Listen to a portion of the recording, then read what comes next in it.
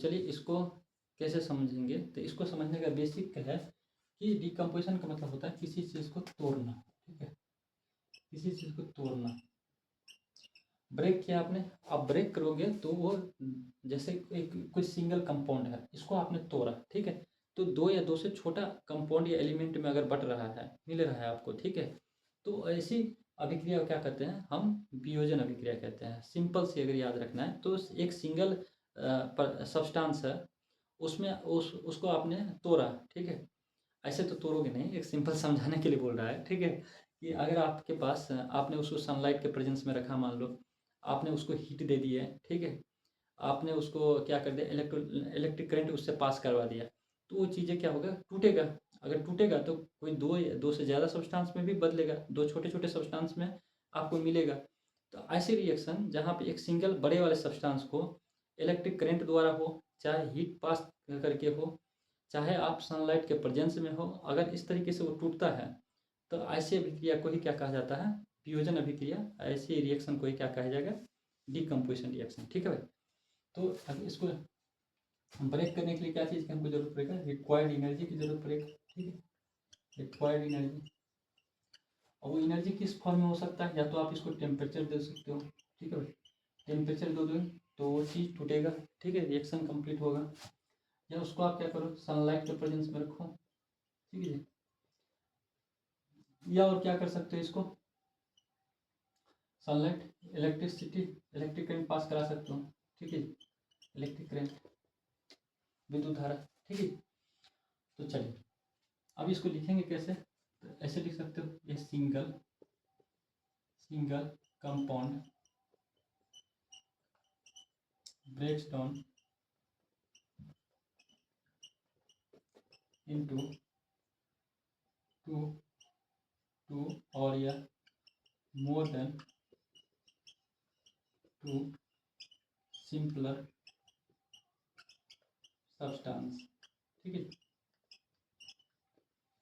दो या दो से छोटे सब्सटेंस में अगर टूट रहा है एक सिंगल कंपाउंड, ठीक है, या एक सिंगल रिएक्टेंट भी बोलते हैं, एक सिंगल रिएक्टेंट भी बोल दो, ठीक है, रिएक्टेंट अगर टूट रहा है, ब्रेक्स हो रहा है, टू और या मोर देन टू सिंपलर, या ऐसे लिख लो मोर देन टू प्रोडक्ट में, ठीक। चलो तो इस तरीके से भी लिख सकते हैं। अब इसी को हिंदी में लिखना है तो इस तरीके से, एक सिंगल पदार्थ, एक पदार्थ, ठीक, एक पदार्थ दो या दो से अधिक छोटे पदार्थ में टूटता है, ठीक, ऐसे हम लिख दिए। अगर टूटे या टूटता है तो वो कौन से रिएक्शन के अंदर में आएगा, वियोजन अभिक्रिया के अंदर में आएगा, ठीक है। पदार्थ बोले या यहाँ पे एक सिंगल यौगिक बोलो, ठीक है, एक ही चीज़ है, ऐसी को सब्सटेंस बोलते हैं हम। ये तीनों अलग अलग है लेकिन चलो अलग क्या रहेगा, पदार्थ यौगिक ही होगा। चलिए तो आशा करते हैं ये चीज़ें आपको क्लियर हो गया होगा।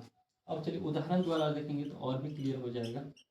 ये तो 9th में जाएंगे तो अब वो नमा की चीज़ है, पदार्थ क्या होता है, ठीक है, जिसमें भार हो, ये हो, ठीक है, जो स्थान घेरे। अब यौगिक क्या होता है, दो या दो से ज़्यादा एलिमेंट मिलके यौगिक बनता है, ठीक है, तो वो डिफिनीशन अलग हो जाएगा, लिखने का तरीका है वही। चलिए उदाहरण देखिए।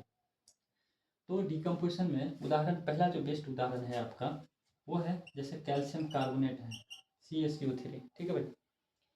अगर इसको तुमने क्या किया, टेम्परेचर दे दिया, ठीक है, तो किस में टूटेगा, कैल्शियम ऑक्साइड में, और किस में टूटेगा, CaO3। अगर आपने हीट दे दिया तो ये कैल्शियम ऑक्साइड में टूटेगा और कार्बन डाइऑक्साइड गैस बन के बाहर निकलेगा, ठीक है जी। तो ये एक रिएक्शन हो गया आपका। मैं तो रिवीजन करवा रहा हूँ तो इतना मैं जल्दी जल्दी निकल रहा हूँ आपको बता के, ठीक है भाई, क्योंकि रिवीजन में रिएक्शन आप 4-5 में लिखाऊंगा, फिर अगला चला जाऊँगा, ठीक है। अब एक रिएक्शन और लिख लो इसका, लेड नाइट्रेट, ठीक, ये लेड नाइट्रेट है, PbNO3 टू लेड नाइट्रेट। अब इसको अगर आपने टेम्परेचर दिया तो किस में टूटेगा, lead oxide plus nitrogen dioxide plus oxygen में टूटेगा, ठीक है। बैलेंस करना है तो कर लो, क्योंकि बैलेंस ज़रूरी होता है। और बैलेंस क्यों करते हैं ये भी बता देते हैं, चलो। 3 दूना 6, पहले बैलेंस कर लेते हैं हम। 2 4 और 5, तो 106 बनाने के लिए 2 यहाँ कर दिए, 2 यहाँ करने से 2 लेट यहाँ हो गया, 2 यहाँ करने से 2 नाइट्रोजन, 2 दूना 4 नाइट्रोजन हो गया, तो 4 यहाँ कर दिए। ठीक है भाई, तो इस तरीके से हो गया। अब देखो इसको बैलेंस करना क्यों जरूरी होता है, संतुलित करना। ठीक है, संतुलन जिसे बोलते हैं, संतुलित। ठीक है, संतुलित बोलते हैं। ठीक, बैलेंस ये इसलिए होता है क्योंकि एक कंजर्वेशन ऑफ मास, एक लॉ ऑफ कंजर्वेशन है। ठीक, कंजर्वेशन ऑफ मास बोलता है, law of conservation of mass, law of conservation of mass. ये क्या होता है, अगर किसी भी रिएक्टेंट में, मान लो एक उदाहरण के लिए मैं बता रहा हूँ, कोई रिएक्टेंट है, ठीक है, उसमें अगर 9 ग्राम अगर मास है, ठीक है, तो प्रोडक्ट में भी कितना होगा, 9 ग्राम ही मास आएगा। सिंपल सी बात है। ठीक है, अब ये जो है ना, ये रिएक्टेंट है यहाँ पे। ठीक है, ये जिसको अभिकारक बोलते हैं, अभिकारक। और ये क्या है, ये अपना प्रोडक्ट है, इसको प्रतिफल बोलते हैं। तो समझाना ये चाह रहा था, अगर यहाँ पे 9 ग्राम है रिएक्टेंट में मास, तो इधर भी क्या होना चाहिए, 9 ग्राम होना चाहिए। Mass neither be created nor destroyed. ठीक है, ना ही इसको खत्म किया जा सकता कोई भी रिएक्टेंट में, और ना ही इसको नया से बनाया जा सकता है। तो जो रहेगा वही रहना चाहिए। इसको दिखाने के लिए कि इतना 2 मॉलिक्यूल्स ऑफ पीवी है, तो इधर भी 2 ही मॉलिक्यूल्स ऑफ पीवी होना चाहिए। ठीक है, चलिए और उदाहरण देखना है, तो और उदाहरण क्या हो सकता है, और उदाहरण लीजिए, इधर मैं लिखा देता हूँ और उदाहरण। चलिए अभी देखो, ये जो टेम्परेचर दे रहे हैं, इसमें एक और उदाहरण टेम्परेचर का लिख लेता हूँ मैं, जैसे यहाँ पे लिख लेता हूँ। चलो, ये है HgO। ठीक है, इसको बोलते हैं मर्क्यूरिक ऑक्साइड। क्या बोलते हैं, मर्क्यूरिक ऑक्साइड। अब इसको आपने टेम्परेचर दे दिया। ठीक है, तो किस में टूटेगा, मरकरी में और ऑक्सीजन में टूटेगा। ठीक है भाई, अब बैलेंस करने के लिए 2 इधर कर दो, 2 इधर कर दो। तो समझना अपने को, सनलाइट के प्रेजेंस में देख लो एक। ठीक है, 2 देख लो, एक तो AgCl है, आपके बुक का ही है, मैं कोई अलग से नहीं ले रहा हूँ। ठीक है, AgCl है। अगर इसको सनलाइट के प्रेजेंस में रखोगे, ठीक, सनलाइट के, सूरज की उपस्थिति में रखोगे, तो सिल्वर में और क्लोरीन में टूट जाएगा, क्लोरीन गैस बन के बाहर निकल जाएगा। ठीक है, ये सिल्वर आपको सॉलिड के फॉर्म में मिलेगा, ये सॉलिड के फॉर्म में रहता है। और इसको सब सूर्य के प्रकाश में रखोगे तो ये सिल्वर और क्लोरीन गैस बन के निकल जाएगा। ठीक है भाई, अब यहाँ पे बैलेंस करना है, तो क्लोरीन 2 है, तो 2 यहाँ कर दो, 2 यहाँ करने से 2 यहाँ हो जाएगा। ठीक है भाई, एक तो ये हो गया। दूसरा हो गया AgBr, इसको बोलते हैं सिल्वर ब्रोमीन, सिल्वर ब्रोमाइड बोलते हैं, सॉरी। ठीक है, अब इसको अगर आप सनलाइट के प्रेजेंस में रखोगे, ठीक है, तो सिल्वर और ब्रोमीन गैस मिलेगा आपको। ठीक है, ब्रोमीन गैस बाहर निकल जाएगा। तो इसको बैलेंस करने के लिए 2 इधर है, 2 यहाँ करोगे तो 2 इधर भी हो जाएगा। ठीक है जी, तो ये क्या हो गया आपका, एक सनलाइट के प्रेजेंस वाला एग्जांपल हो गया।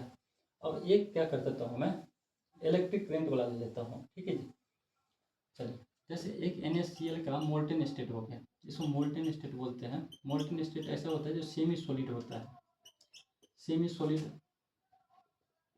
ठीक है, सेमी सॉलिड, जैसे अलकतरा देखा होगा आपने गाँव घर में, वो मोल्टेन स्टेट में होता है। और भी ग्रीस देखा होगा। ठीक है जी, तो ये सब मोल्टेन स्टेट में रहता है। ठीक है, अगर NaCl को इलेक्ट्रिक करंट द्वारा पास किया जाए, इलेक्ट्रिक करंट जिसे इलेक्ट्रोलाइसिस भी कहते हैं, और ऐसी प्रोसेस को क्या कहा जाता है, इलेक्ट्रोलाइसिस प्रोसेस कहते हैं। और ये सब चीज़ें पढ़ेंगे आप भी अच्छे से, आप बस रिविजन चल रहा है, जल्दी से देख लो। ठीक है, तो NaCl Cl2 गैस बन के बाहर निकलेगा। ठीक, अब जब NaCl यहाँ Cl2 है, तो 2 यहाँ करोगे, 2 यहाँ करने से 2 यहाँ हो जाए। ठीक है, तो एक तो आपका ये एग्जाम्पल हो गया, आपने देख लिया।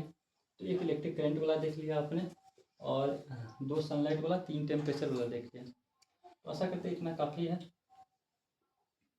और एक तो आपको वाटर का भी इलेक्ट्रोलाइसिस करते हैं, H2O का भी कर लो, वाटर का इलेक्ट्रोलाइसिस करोगे। ठीक है, तो ये भी किस में कन्वर्ट हो जाएगा, H2 में।